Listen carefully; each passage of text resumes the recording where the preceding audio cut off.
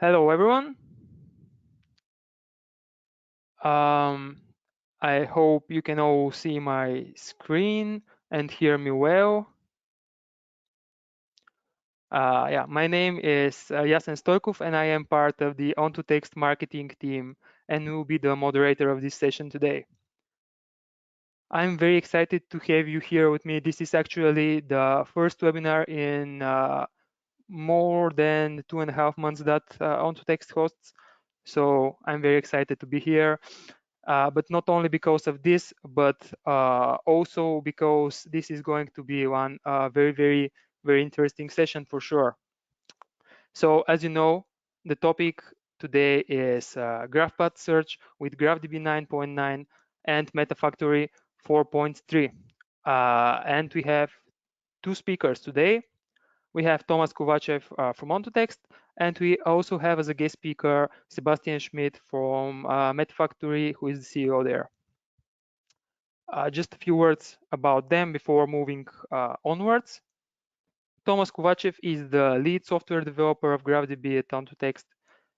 He actually swapped his financial consulting career for designing complex data graph structures with minimal memory consumption. So definitely there is no better person than Tomas to present the GraphPath search features, where he designed and implemented a significant part of the core logic. As mentioned, joining him as a guest speaker for this webinar today is the CEO of metaphacts, Sebastian Schmidt. Metaphacts is a partner Ontotext closely collaborates with and who has integrated the new GraphDB GraphPath search functionality in their product Metaphactory. And this enables the users to discover paths between nodes and interactively explore relations in the graph. And of course, this is going to be shown in the second part of the session as a demonstration. So before handling the microphone to them, I would quickly go over a few organizational details that I think are very important, especially if you're using GoToWebinar for the first time. So you are all currently muted, but this is to avoid background noises and also to enable the speakers to present without any interruptions. You can still communicate with us though using the question box in your GoToWebinar panel, and we actually strongly encourage you to do so in order to have a meaningful discussion at the end, where we had planned a Q&A session. You can ask questions during the webinar at any given point. Just if you think of any question, just drop it there and we'll make sure to cover it in the end. Also, if you are wondering, yes, the session is being recorded, and this recording will be available to all of you and all the people who register for the webinar but didn't manage to come here live. So you can expect that in a few days latest. With that, I would now like to give the microphone to Thomas to begin his presentation, and to remind you one last time to just ask questions if you have in the Q&A box. So Thomas, you here? Yep. Hi everyone. So my name is Thomas, and I will be showing you today the new GraphPath search functionality, which came packed with GraphDB 9.9. So first, let's have a bit of an introduction into what graphs actually are. So graphs can be a very versatile and powerful data structures that easily allow us to represent real-life relationships between different data. So in essence, they are discrete structures that have in themselves different nodes, or also known as vertices, and the relationships they represent, also known as edges. So when we have such versatile structures, they can be classified in various categories, including multi-graphs, directed and unidirect graphs, and so forth. But how do we classify RDF as a graph model? Well, it's pretty simple actually. It is a directed multigraph which actually supports loops and multiple edges between a pair of nodes, as long as the edges actually have distinct edge labels, or also known as predicates. So how do we actually find elements, or how do we actually find paths between different resources in those graphs?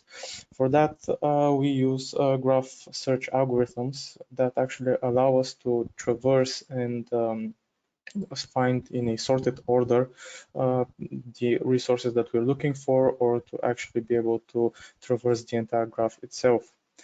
So what is the difference between graph search and pathfinding? Well, the big difference there is that pathfinding is actually responsible for also returning the actual path that represents the starting node and the end node, if there is one.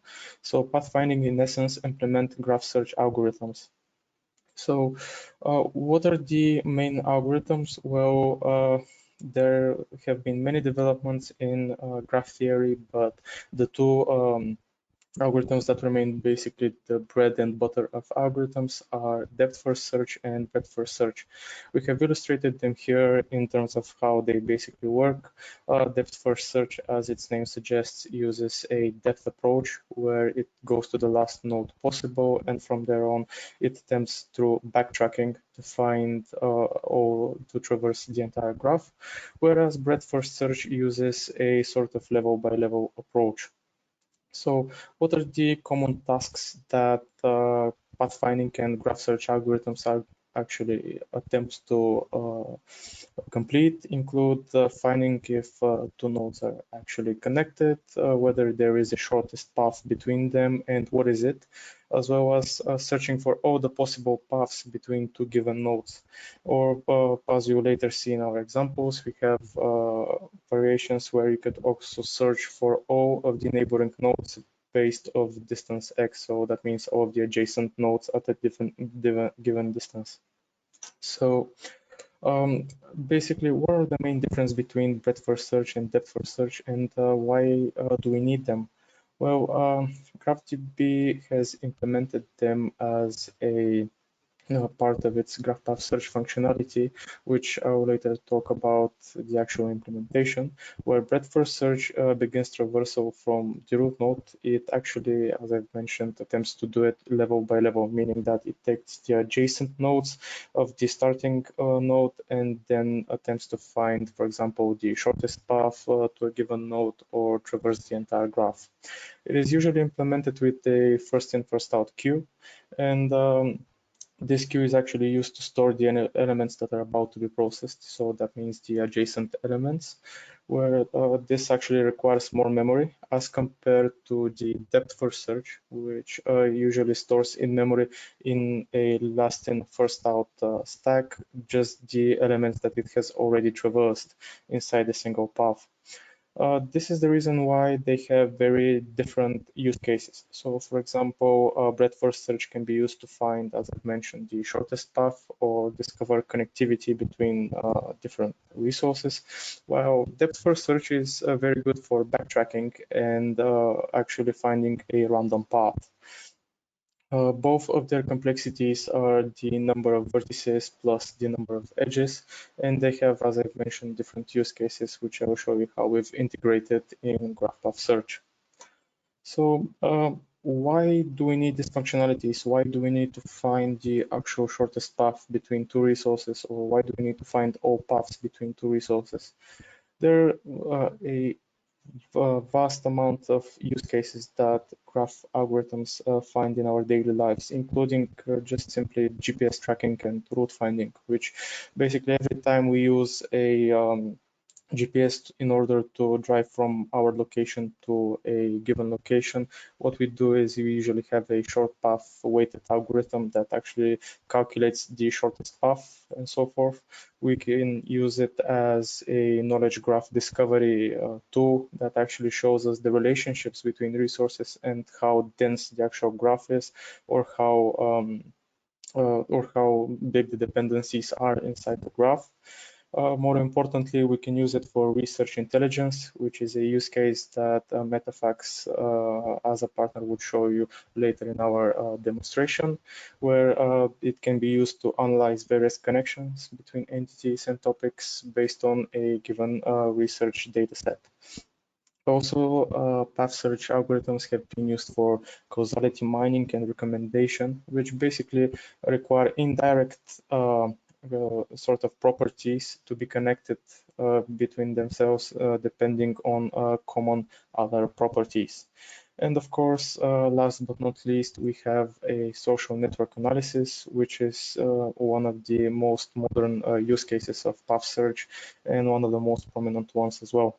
In order to demonstrate the importance of the social network analysis use case, we'll be using the social network benchmark, which is produced by the linked data benchmark console. So the linked data benchmark console is a TPS, TPC-like body that actually defines standard graph benchmarks, where it aims to foster improvement and new functionalities in graph processing technologies. Some of its members include us, Ontotext, Neo4j, AWS, and so forth, where the LDBC SMB, or also known as Social Network Benchmark, is actually the de facto standard for property graph databases, where its analytics-oriented load queries are designed to actually mimic the performance pressure that is put on databases during the usual operation of a social network platform. So why did we adapt this benchmark? What is the main reason for it? Well, one of the reasons is because we didn't want to just have a academic or theoretical space and time complexity orientation of the algorithm behind graph path search. We wanted to understand its choke points. We wanted to see how it would perform against real dense graph data set, or how it would perform under various circumstances where graph connectivity varies. That is why we decided to use the social network benchmark due to its versatile dataset generator. And we're fortunate to say that GraphDB successfully passes the social networking benchmark with its path search functionality, where we're also proud to say that we're the first RDF database to actually do so. And we're currently waiting for the LDBC consortium to actually officially audit our results. So what is the data looking like inside the social networking benchmark? Why use this kind of data? Well, the good thing about the social networking model is that it has a lot of relations amongst it, meaning that a algorithm has to be very specific and precise in terms of its calculating rules. So here, for example, we have data about people, since it's a social networking data set, where we have the ID of person, we have different relations between them through the nose predicate, where people have also ID, last name, gender, and so forth. We can have also external links to a location where they're based, as well as where they work or where they study, depending on the person, and the fact that the dataset generator is making sure that the data distribution and connectivity are right in terms of mimicking performance and constraints of a social network. They can be both very realistic and challenging in terms of both functionality and performance. So the example queries that we'll be actually showing you as for how the graph path search functionality actually works include extracts from both SMB interactive query 1 and the interactive query 14. So for interactive query 1, we'll be showing you as well how you could actually implement it using standard Sparkle triple patterns, and why it is inefficient, and why we have created the graph path search in the first place. So The first query aims to find basically all the people that a given person is connected to based on a friend-to-friend relation where they might directly know the person, or they might have two other people that know a given person between them, of course, excluding the person himself. So also we have the shortest path query, which is really difficult to represent using standard Sparkle functions. So we'll be also showing you how this could be done with the graph path search algorithm. Okay, so what are the limitations of Sparkle 1.1 and why did we implement the graph path search functionality? Well, here is an extract of how this query would actually look if it was integrated into a DSMB using Sparkle. We have direct relations in the first union clause, where we have a small subquery representing the friend relation through the most relation. We also have a second union, which represents the friend of friend, and a third union block, which represents a friend of friend of friend. And in the end, on top of that, we also need a filter in order to make sure that we don't return the same person as the source person. You can see that this could be very troublesome to write, especially, for example, if you wanted to add something like path length of 5 or 6. That means having to write 3 or 4 or even more unions in order to be able to explore such paths. Which is both verbose and actually very complex even for advanced users. On top of that, it also puts pressure on the query optimizer and the engine as well, since this is not the usual type of queries that it's used to processing. Due to this, we decided to implement the graph path search functionality, and also there is also another reason, which is the actual result formatting. Here we can see how we can get the people that actually connect to the end friend of friend person. So here we have friend 2, so the person that connects us to this friend, and due to the tabular result format of Sparkle, we cannot naturally represent those bindings, meaning that we have to actually bind the distance manually, which again can be subject to human error as well. But also imagine that, for example, we have a path length of 15. That means this table would have to have 15 different columns in order to show the path to the actual 15th result. Due to this lack of indexing and due to the fact that each path can be represented in a single binding set, we also decided it's one of the main reasons why we need to implement the graph path search functionality. So let's look at how this functionality actually works. The functionality is actually implemented as a service extension that is directly integrated into our query engine and query model. So it conforms to the standard Sparkle syntax. And as you can see here, what we have is a simple service. So this service is defined with a magic predicate known as the search predicate, where inside of it, we specify the ID of the path. So in this case, it's URN path, and we actually specify the type of the function that we want to do. So we want to find all paths that lead to different resources based on a certain condition. So we have the source and the destination node. So if we have the destination node bound, the algorithm would look for a given destination inside of a graph. In this case, we have bound only the source, and the source is the person with ID ending in 103.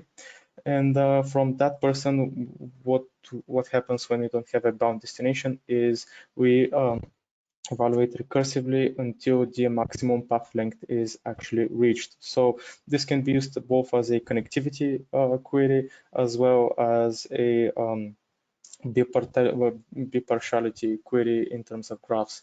So here we have a maximum path length of 3, meaning that, okay, we want to find all people to whom we can connect through 3 edges. And keep in mind that we also have this indexing right here. Basically, this is one of the main features of graph path search, that you can also index not just the different paths through the path index, which basically means that you can, if you have 5 or 6 paths, each path index would be different in order to differentiate the different result sets. But also you would have a different result binding index, meaning that inside each path you would have indexation in order to see which edge is actually first, which is second, and so forth. Also, another very nice feature is the fact that you can define the relationship that you're looking for between adjacent nodes. So as GraphPath search in GraphDB is based on undirected undirected breadth first search, this is done through the start and end node specification, where we have a special nested service, also known as the graph pattern. The graph pattern, as I've said, is the pattern where we define this relationship between the nodes that we want to evaluate. So for example, what happens here is we've passed person with ID 103, and recursively we evaluate this in a breadth first search manner until we actually reach maximum path length of 3. This allows us to filter through the results and not have to traverse the entire graph database. So how does the result actually look like? Well, here we can see how the indexing actually works. The indexing uses the Java convention for arrays indexing. So all of the indexes start at 0. So we have path number with 0. So that means it's a single path where we directly connect to a person with ID ending in 18. We also have paths with length 2, where, for example, path number 3, where we connect first to a person with ID 601 and later to a person with ID 068. So also keep in mind that we can not only see the endpoints of the edge, we could also see the start point of the edge if we specify the binding as well. So in that case, if we added start as the binding in the Sparkle query, we would also be able to see the start node in each interim edge. Okay, so now let's see how the shortest path could actually be found in the same data set between two actual people. So here, unlike the first query where we were looking for connectivity, here we want to find the shortest path between a provided source and a provided destination. So here we have a person again with ID ending in 103 and a person with ID ending in 168. So here is how we define again the service clause. So that's the service path search. And here we have the path ID as well as the type of function that we're looking for. So here we specify that we're looking for the shortest path. And as you can notice, we don't have a nested service pattern. What this means is that automatically GraphDB would pick it up as a wildcard pattern, meaning that it would evaluate recursively the relationship starting from person with ID 103 in a breadth first search sort of way with a SPO pattern, meaning that it would evaluate all of the objects connected to S and person, and then it would evaluate all of the adjacent persons connected to that resource as well until the actual ID is found. So now keep in mind that you could also export the edge bindings with wildcard pattern in a different manner, as well as with the graph pattern too. So for example, here we have the result binding. So with the result binding, you could actually specify an RDF star statement that could export the entire edge itself that represents the start and end node and predicate as well. So here we can actually see the result. So we have a path with length 4, where here we can see the start node, which is the person with ID 103. And in the last node, we can see a person with ID 168. So here we can see that the path index shows 0. So that means all of these nodes belong to a single path. And the index in the path actually shows that we've started from this person and we are going to going forward to ID of number 3. So basically, we can export the entire edge as RDF star statement, or we could export each binding individually. So keep in mind that wildcard pattern actually provides the predicate connecting the two resources, and it's a directional search as of GraphDB 9.9. In GraphDB 9.10, you would also be able to do it in a bidirectional search sort of way. And basically, as you can see here, the actual connection between person 1 and person 2 is through a topic which has a comment that is directly a reply of a comment created by person with ID 168. And this is how you can actually represent relationships here. Basically, unlike graph patterns, you can see the predicate. And the reason for that is the fact that graph patterns, which we saw in the previous example, actually can specify very complex relationships. So as you saw in that example, we had we had an entire indirect relationship there where an interim resource was actually connecting them. And in that case, which predicate would we like to return? This is the reason why, for example, if you use edge in order to return the edge abstraction, instead of seeing the predicate here, you would see a connected to magic predicate. Okay, so how is this integrated with GraphDB?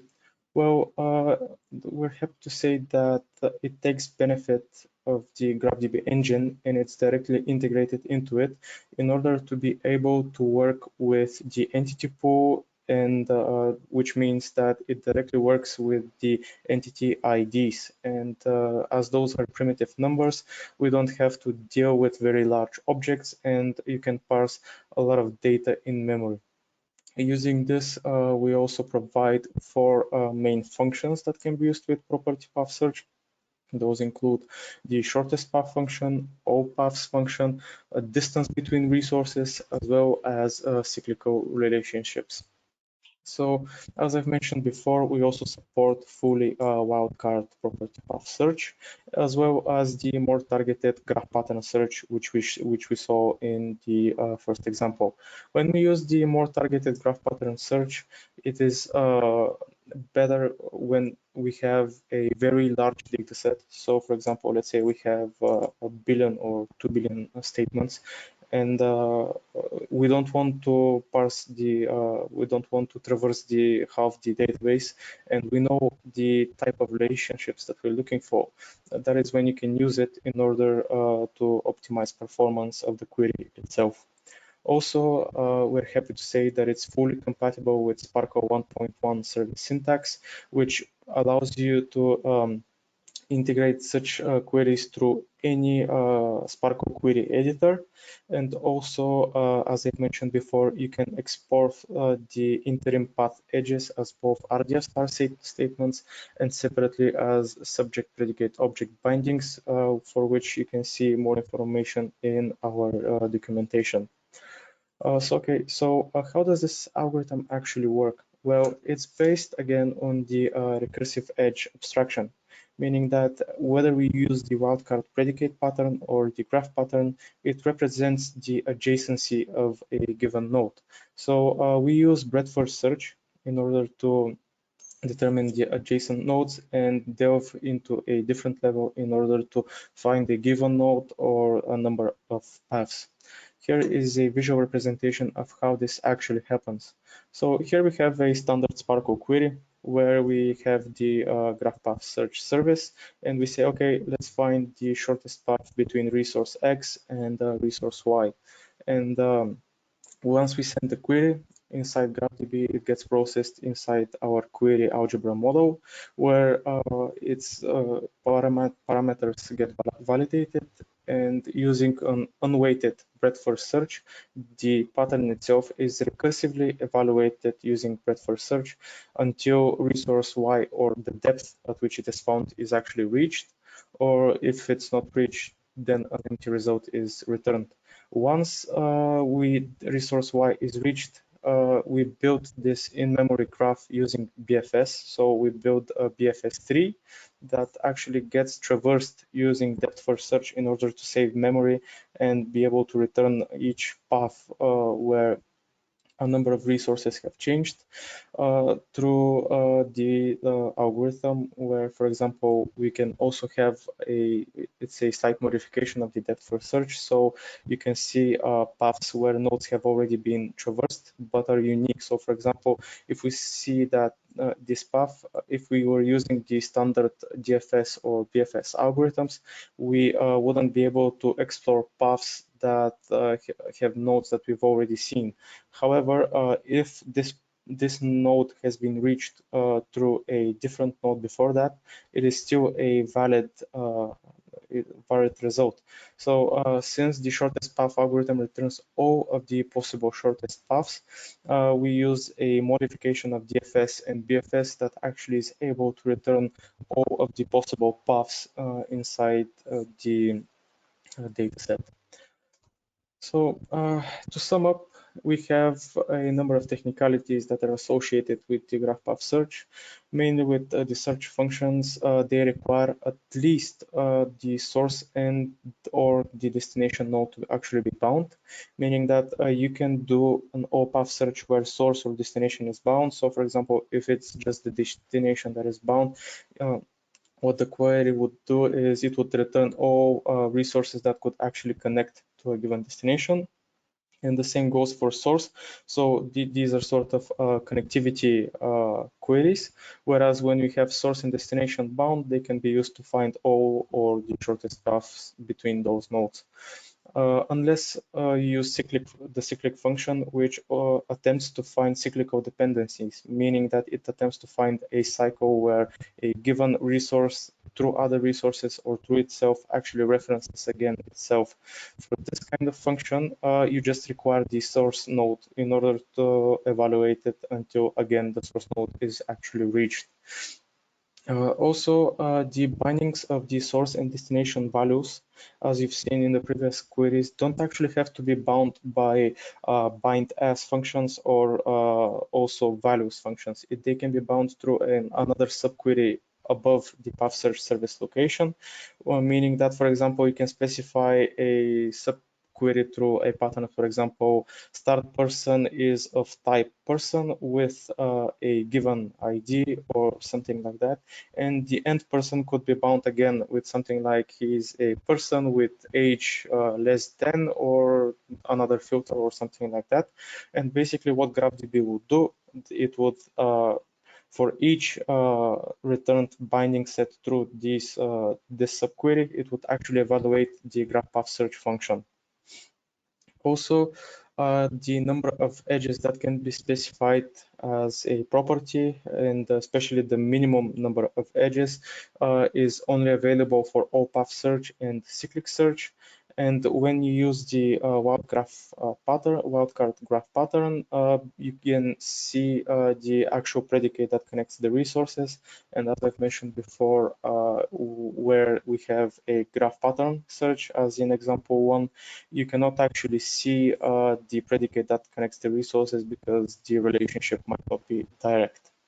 Also, as I've mentioned, the path and edge indexing is based on the Java array indexing convention. So these parameters are also non-mandatory. You can avoid them if you want, but they can be used with index starting from 0.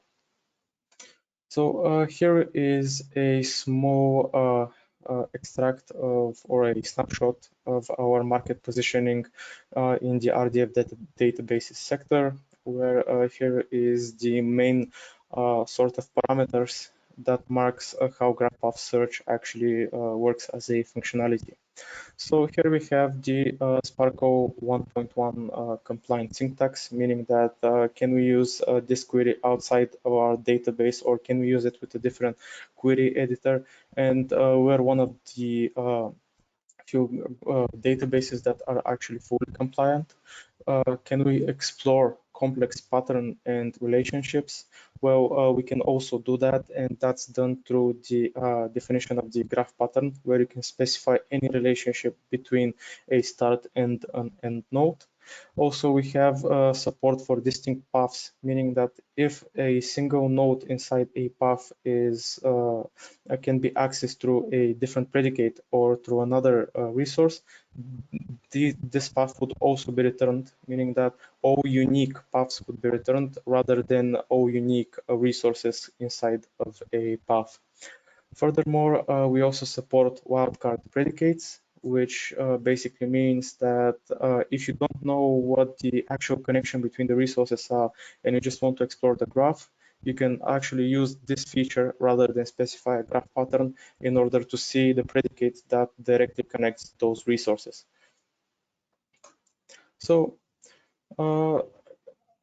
we've gathered some next ideas and use cases that we would like to implement for GraphDB 9.10, and these are based primarily on feedback from our pilot client metaphacts, with whom we shared this webinar today. And a number of these ideas include being able to add exportable bindings for graph patterns, meaning that, for example, if you specify an n-ary type relationship where you have a node connecting these two resources, you would also be able to specify that this binding you would like to see in the result set, and you will be able to export it this way.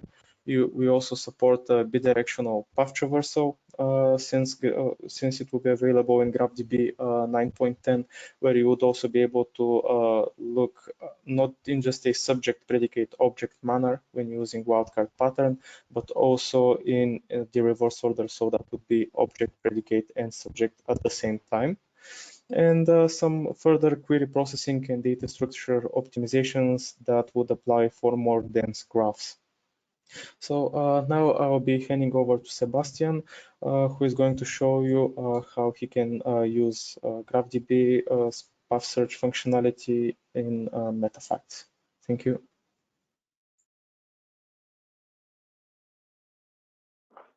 Thank you, Thomas. So let me quickly share my screen.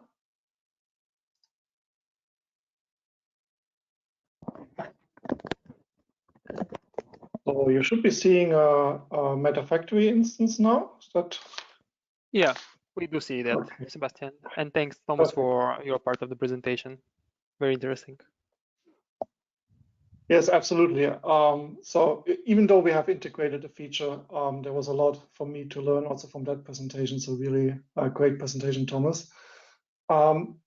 So as Thomas already mentioned, the use case we are presenting here is kind of a research interface, in this case, in the pharma and life sciences space. So this is based on a data set and curated by Ontotext out of a joint research project. And the idea is that this interface can be used by a researcher investigating clinical trials, understanding organizations active in clinical trials, the primary investigators, and getting insights into which diseases they are working on, or the other way around, for disease understanding, who's involved, and also how diseases relate to each other. So so far, this was consisting of an option to search and explore the graph. And we have now expanded that with pathfinding, which opens a lot of new possibilities of interaction. We already have prepared kind of a clipboard for the user with a number of research nodes and entities they consider interesting and bookmarked here. So we could, for example, use that to explore the graph and look at the details of an individual node like this agency, and then use the exploration from here. But then the challenge is always, you don't know where you want to go. And the graph, especially in this case, we are talking about 800 million triples, might be too big to really effectively traverse it that way. So that's why we really like the pathfinding functionality. And I'm going to walk you through a few examples for this. So we said we are interested in asthma research, and we have gathered a few example organizations active there. We can just drag and drop them in here, or we can also search them. So different ways to specify the nodes we want to interact with. And we can now search for paths between those two. So we can see we get a number of paths of different lengths. We organize those results showing the relations they are connected by, and we can also see the different nodes we are traversing. We can highlight those also on the canvas, get them displayed there. So we see we have rather short paths through clinical studies connecting via lead sponsor and collaborator, and directly mentioning asthma. We see we also have longer paths, so let's take one of those examples. And what we see here is we are traversing a relation here called associated with. And as you might see, this relation does not really seem to give us results relevant to asthma. So this clinical study is probably very little value to our asthma research. So let's make sure we modify our search here and exclude this relation. And we hide our results and search again.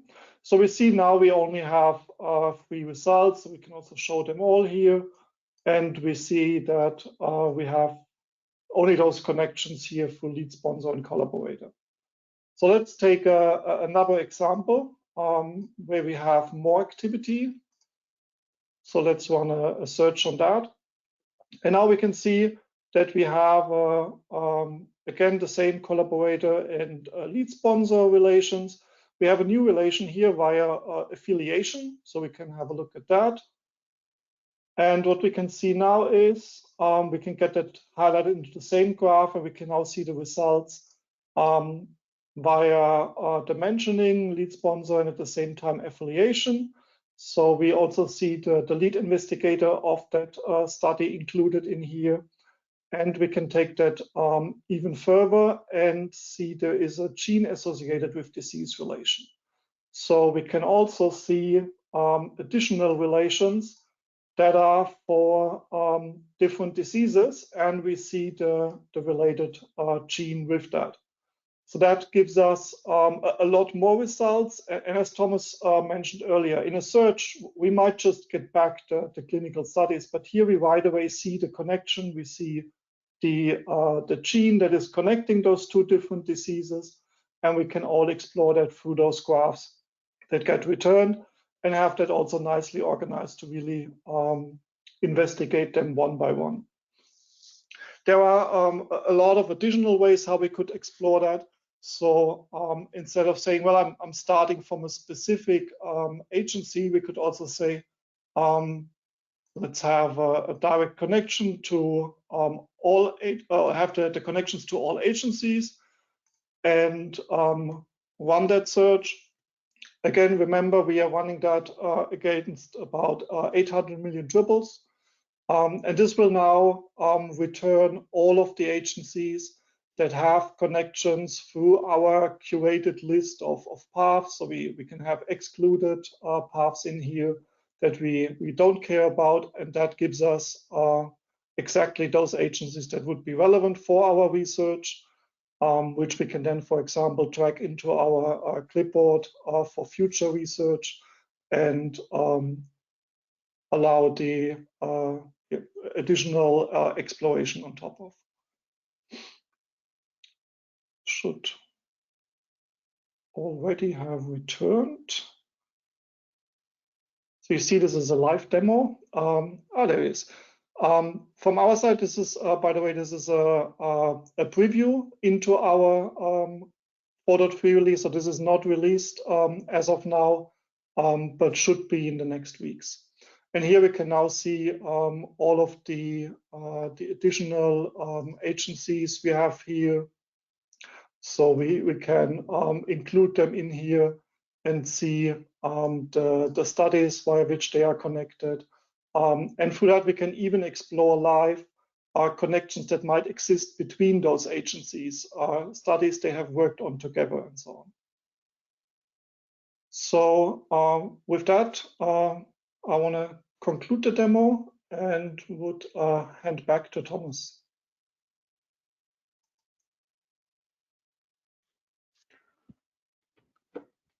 Okay, so should we have, I think, one more minute of Q&A if somebody has any questions they want to ask, or just to gather some more questions?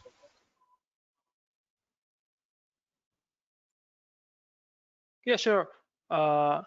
Just if anyone has any questions, we already have like I don't know, probably 5 or 6, but if you have more, just drop them right now, so we have time to cover all of them. We have 15 more minutes, so we're good to go. Thomas, when you're ready, just begin answering whichever you prefer.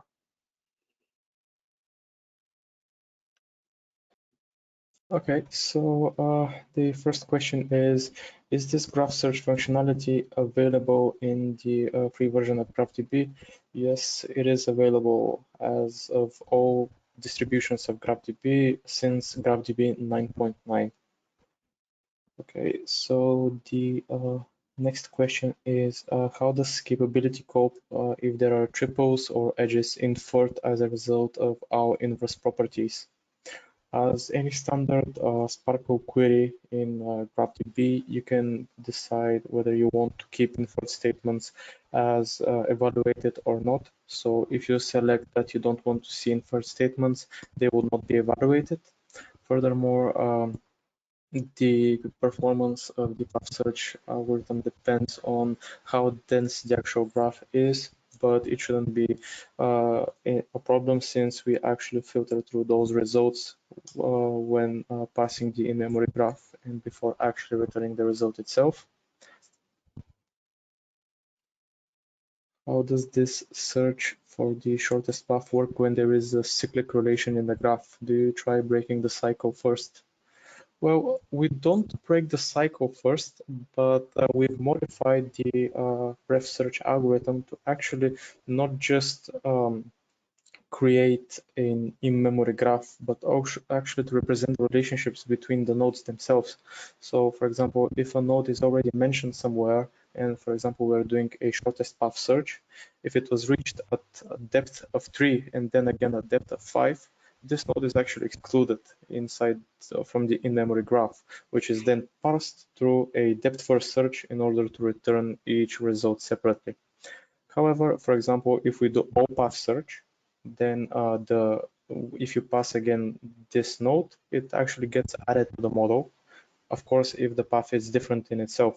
If it's not different, it gets added to a special list where it's not evaluated anymore. And after that, again, the depth-first search functionality returns all of the available paths. Okay, so the next question is, when finding the shortest path of all paths between two nodes, is it possible to exclude a set of nodes based on a specific filter? Example, find shortest path between node A and node B, excluding paths from linked to node C. Yes, of course you can do that.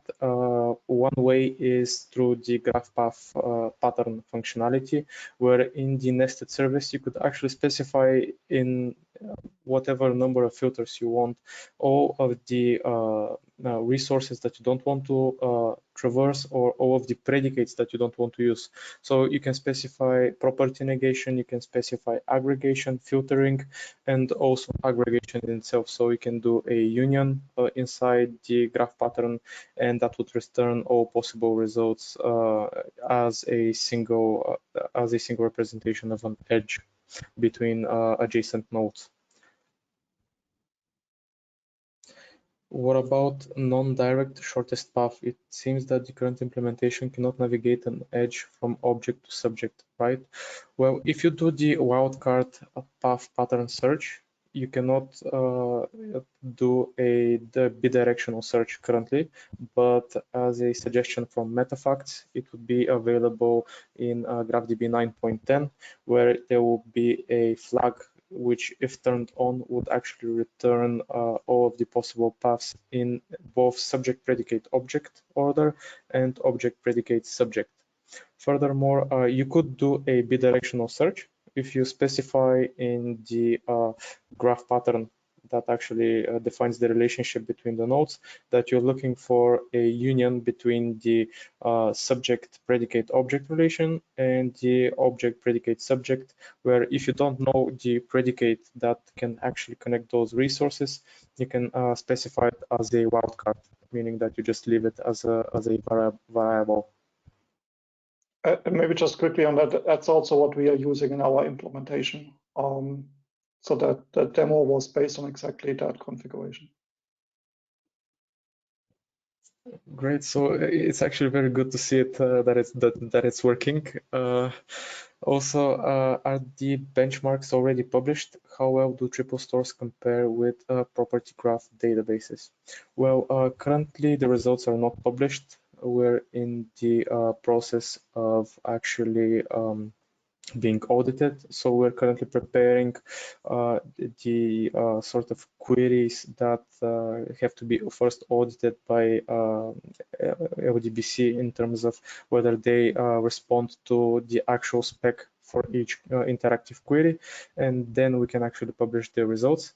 So in terms of performance, I would say based on our preliminary results against property graph databases, in many of those queries were actually 5 to 10 times faster because of the way that indexing works in RDF triple stores. So for example, you could do materialization of indexes through inference, and using this you could actually improve performance 10 times or 15 times depending on the data set, of course.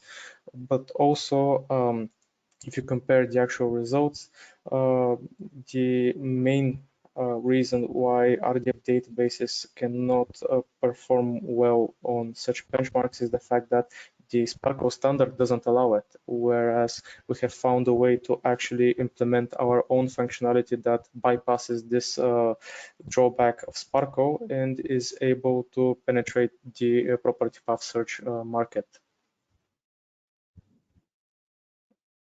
Okay, so there is another question.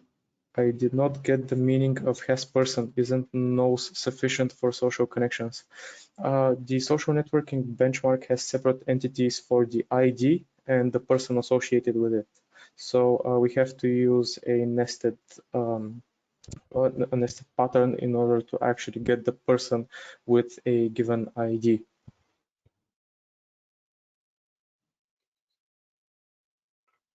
This exclude. Oh, that's for you, I think. Yep. Yeah, exactly. I think that one fits on my side. So does exclude relations in metafacts also exclude subproperties of those specified?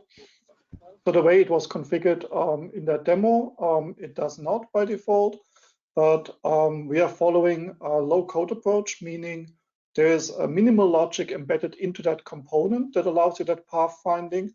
And most of it you can then also configure via Sparkle, so give it a specific configuration to your need. So I'm not 100% sure on this specific one, but I would assume that you can modify that within that Sparkle query. And that's where you can embed most of the logic that is specific to how you want to do your path searches.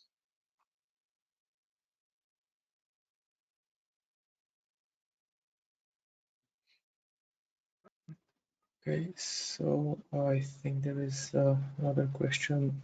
Okay, so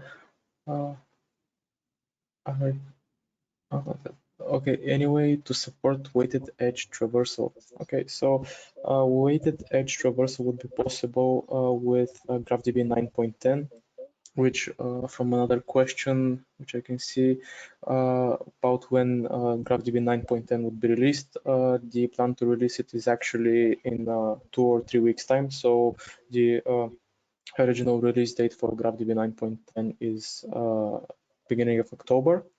As for the weighted edge path traversal, this would be available through the export binding function, where inside a separate subquery in the Sparkle function, in the Sparkle overall query, you could actually specify aggregation based on an all-path search, and that would actually return all of the different paths as well as their weight. We'll be providing examples of how this could be configured with GraphPath search functionality in 9.10.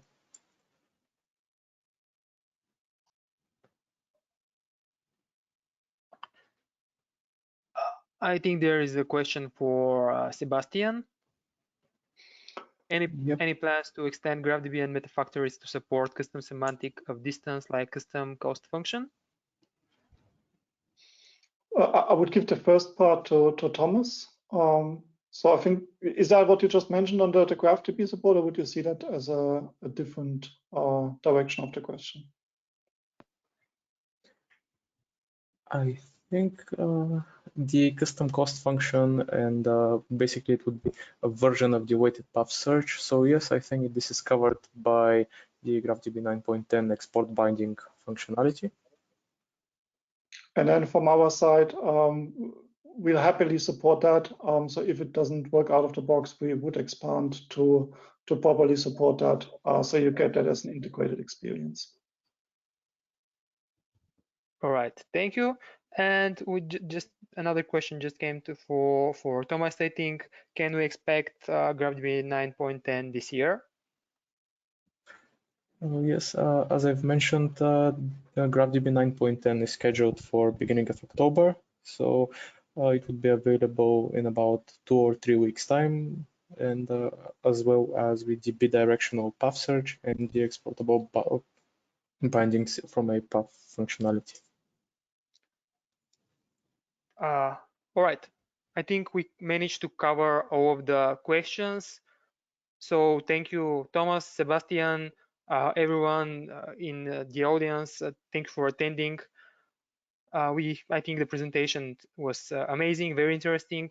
So thank you again both, and to everyone, have a nice day or evening, depending on where you are, and see you next time, right? Thanks. Bye. Bye.